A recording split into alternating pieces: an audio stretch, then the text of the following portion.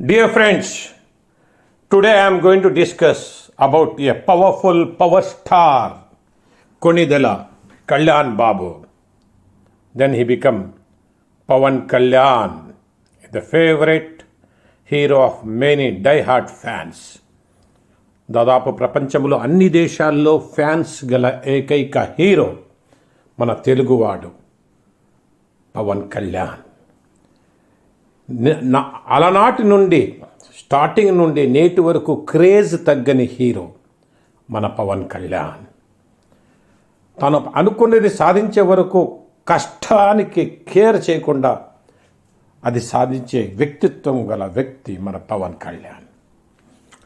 ఇక్కడ ఆయన అక్కడమ్మాయి ఇక్కడబ్బాయి తర్వాత కొన్ని హిట్స్ ఇచ్చినా కూడా స్టార్డమ్ ఖుషితో, తొలి ప్రేమ ఖుషితో స్టార్డమ్ తెచ్చుకున్నారు.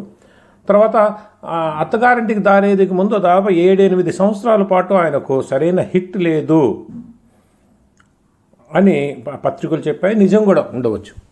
కానీ చాలామందికి తెలియని ఒక విషయం ఏంటంటే స్టార్డమ్ తగ్గలేదండి. ఆయన్ని సినిమాలు ఫ్లాప్ అయ్యే కొద్దీ ఆయన యొక్క క్రేజ్ పెరుగుతూనే పోయింది.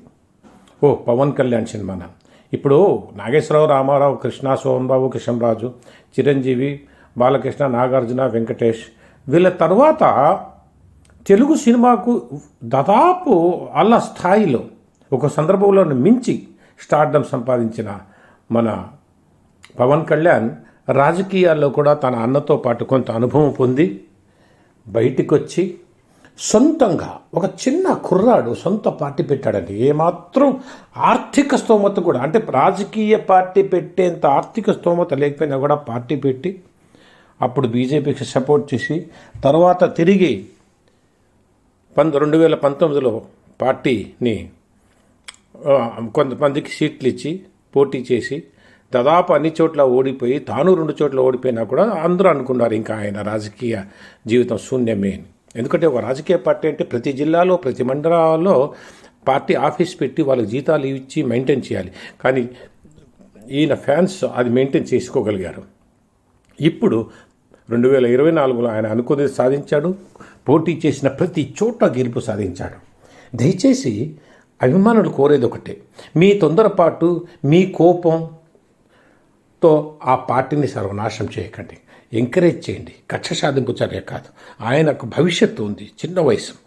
ఆ భవిష్యత్తును ఇంకా ముందుకు తీసుకెళ్లాలంటే అభిమానుల యొక్క సహనం అవసరం. ఆయన కూడా అప్పుడప్పుడు తప్పుటడుగు వేస్తూ ఉంటాడు, కోపగించుకుంటూ ఉంటాడు. దానికి మీరు సపోర్ట్గా ఉండి, లేదు రాజకీయాల్లో చాలా చాలా అనునయ వినయంగా వెళ్ళాలి. మోడీ గారు చూడండి, ఆయన ఎక్కడి నుంచి వచ్చి ఎంతవరకు వచ్చి ఏ స్థాయికి ఎదిగారు.